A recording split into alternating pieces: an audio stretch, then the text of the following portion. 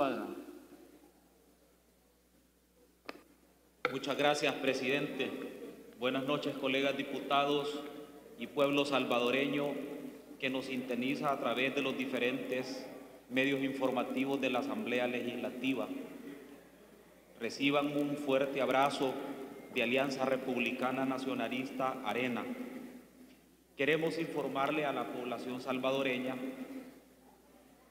que la ley que estamos aprobando esta noche no es una ley de emergencia, es una ley para regular la emergencia producto de la pandemia COVID-19. Esta ley que estamos aprobando tiene básicamente 5 contenidos básicos. El primero es la regulación de normas sanitarias. La segunda es la regulación de protocolos médicos para la apertura de centros de trabajo.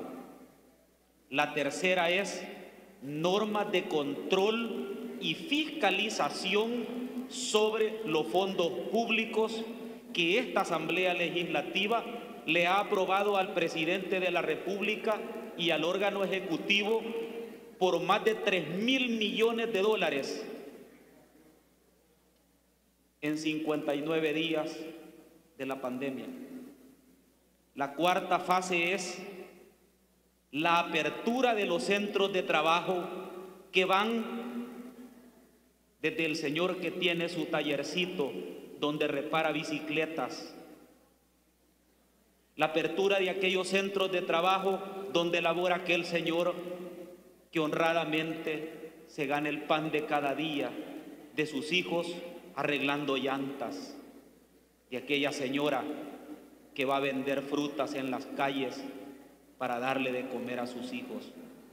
De esos centros y de esas fuentes de trabajo estamos hablando, así como también la apertura de grandes, pequeñas y medianas empresas donde laboran miles de trabajadores. Y otra fase que son las normas de alivio económico para el bolsillo de los salvadoreños. Importante entender que la integralidad de esta ley que estamos aprobando no solamente es una simple ley para decretar una emergencia, sino para que todas las instituciones del Estado pongamos el empeño en función de contener y erradicar el COVID-19. Partamos de una premisa. Quien va a administrar de forma rectora esta ley es el Ministerio de Salud, como debe de ser. Le corresponde al Ministerio de Salud, como entidad rectora del Sistema Nacional Integrado de Salud, coordinar, dirigir y ejecutar las acciones para el cumplimiento de las disposiciones, estrategias, planes y acciones de esta ley. Por eso era tan importante tener una ley basada en normas sanitarias para contener el COVID. Porque lastimosamente las leyes que dictó la Asamblea Legislativa en el pasado fueron desnaturalizadas por decretos ejecutivos que fueron más allá del mandato de la ley. Y así fue como tuvimos no cercos sanitarios, sino que cercos militares y policiales. Así fue como se desnaturalizó que los centros de contención se convirtieran en campos de concentración. Así fue como se desnaturalizó que se le hayan aprobado más de 3.000 millones de dólares para la pandemia y el presidente dice que no ha recibido ni 5. Importante entender que esta ley que estamos aprobando esta noche le devuelve las libertades fundamentales a ti, salvadoreño, que me estás viendo y que me estás escuchando. Con esta ley se reabre el transporte público, ese medio donde se transporta la gente que más necesita en nuestro país. La fuerza laboral de nuestro país se transporta ahí. Y te habían impedido subirte a los buses y microbuses. Esta ley tiene por objeto reabrir las fuentes de empleo y de trabajo, las empresas, pero sobre todo el comercio informal. Aquella señora que va al mercado a vender hortalizas para darle de comer a sus hijos. Aquel señor que vende pan para ganarse el sustento diario de su familia. 7 de cada 10 salvadoreños que tienen un trabajo pertenecen al sector informal. Ese es el que va a salir a trabajar nuevamente. Con esta ley se permite el libre tránsito como un derecho fundamental de los salvadoreños. Queda totalmente prohibido que te pidan el DUI o un número para que puedas ir a comprar medicinas a la farmacia. Queda totalmente prohibido que te digan que no puedes ir de un municipio a otro, ni siquiera para ganarte la vida. Esta no es una ley punitiva ni restrictiva, esta es una ley de orden sanitaria. Así es como se combate una pandemia, no con tanques ni con vehículos artillados, sino realmente con la posibilidad de combatirla con medidas sanitarias. Esta ley contiene disposiciones y normas que el gobierno debe de ejecutar a partir del 5º día de vigencia para que nuestros hermanos varados en el exterior puedan retornar a sus hogares y a su país que se les ha negado por más de 60 días. Esta ley permite que estos hermanos salvadoreños vuelvan a ver a sus familias y tengan la capacidad de reunificación que se les ha negado por el gobierno y por el órgano ejecutivo. Esta ley servirá además para habilitar los documentos que se han vencido, como el documento único de identidad, pasaportes, licencias, tarjetas de circulación, que debido a la emergencia que vive el país, han vencido los documentos y no los pueden renovar. Mediante esta ley se habilita la vigencia temporal de estos documentos. Importante porque esta ley va a permitir la apertura de las fuentes de empleo, pero mediante la observación irrestricta de medidas sanitarias, porque debemos de proteger la salud y la vida de las personas. Importante decirte que si nosotros abrimos la fuente de empleo, también es necesario que hayan sectores de la economía que tengan que esperarse, porque esas actividades representan un riesgo mayor de contagio. En esta ley queda establecido que se van a mantener suspendidos las actividades de educación pública y privada para garantizar que nuestros hijos, que los estudiantes no vayan a ser portadores de COVID. Los espectáculos y eventos públicos también van a estar suspendidos mediante la vigencia de esta ley. Las ferias, los espacios cerrados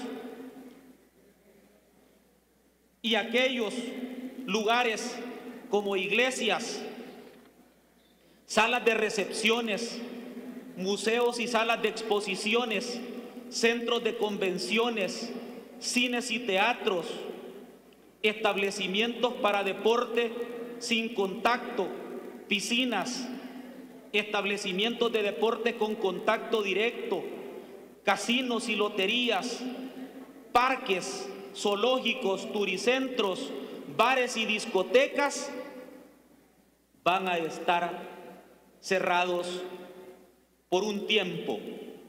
Y por eso es que hemos diseñado la apertura de las fuentes de empleo en 4 etapas. Pero partamos de una premisa que es importante que los salvadoreños la conozcan.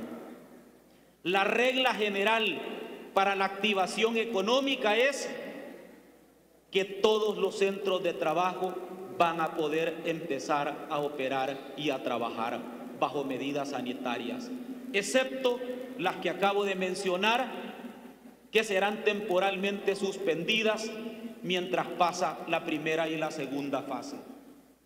Importante también decirle al pueblo salvadoreño que el transporte va a tener sus propias regulaciones a efecto de garantizar que no haya transmisión de COVID.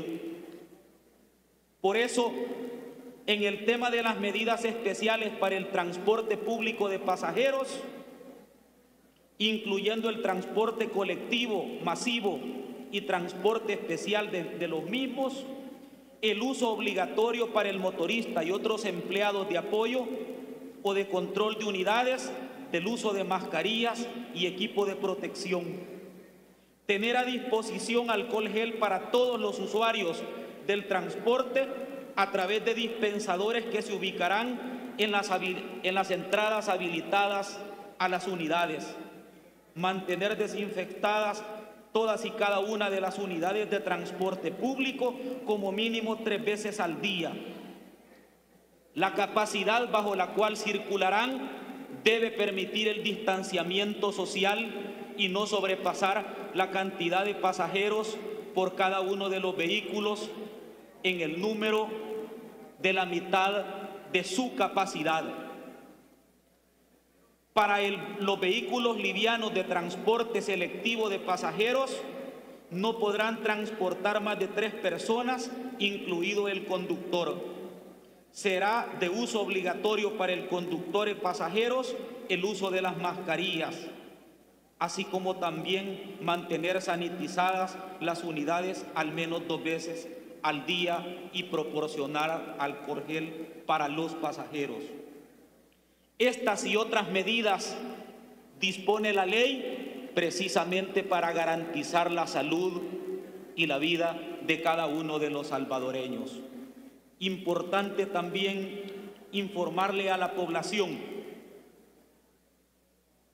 que se están habilitando la prestación de servicios privados de salud, me refiero a los hospitales privados, para que también puedan dar tratamiento de COVID y realizar las pruebas que sean necesarias. Hermanos salvadoreños, es importante que sepamos que la autorregulación para salir de nuestras casas es importante. Debemos de mantener autodisciplina y salir de nuestros hogares para el abastecimiento de alimentos, agua potable, medicamentos, para poder acompañar a nuestros familiares ante un caso fortuito o fuerza mayor y racionalizar la salida de nuestra vivienda. Debemos de ser capaces de entender que la autorregulación como medida de educación en salud garantiza la integridad también de nuestro grupo familiar. Como Alianza Republicana Nacionalista Arena, hemos puesto todo nuestro empeño en esta ley. Estamos dotando de las herramientas necesarias a las instituciones del Estado para erradicar, combatir, prevenir y contener el COVID. Estamos conscientes que es una situación mundial difícil y que por eso debemos de tomar estas medidas sanitarias. Pero también estamos conscientes que la gente está pasando hambre. que cientos de personas a las orillas de las calles están con camisas blancas pidiendo que les lleven víveres, que madres con niños en sus brazos tienen hambre a esta hora del día, y que es necesario que reactivemos el empleo para que esta gente tenga la posibilidad de poner el pan de cada día en la mesa de sus casas. Es necesario la autodisciplina y el autoconvencimiento de que las medidas sanitarias las debemos observar. Como Alianza Republicana Nacionalista Arena, queremos agradecer el acompañamiento, el aporte valioso que ha dado el Colegio Médico, que ha dado la ESEN y que ha dado el INCAE, entre otras instituciones que han colaborado para hacer realidad este proyecto de ley. Para todos ellos y para los colegas diputados que concurrirán con su voto favorable esta noche, reciben no solo la bendición de Dios, sino además el reconocimiento de todo un pueblo que está ansioso no de que le den, sino de que le permitan ganarse la vida. Nuestro especial aprecio y reconocimiento al acompañamiento que ha dado el cardenal Rosa Chávez en todo este esfuerzo legislativo. Un fuerte abrazo para el pueblo salvadoreño. Muchas gracias, presidente.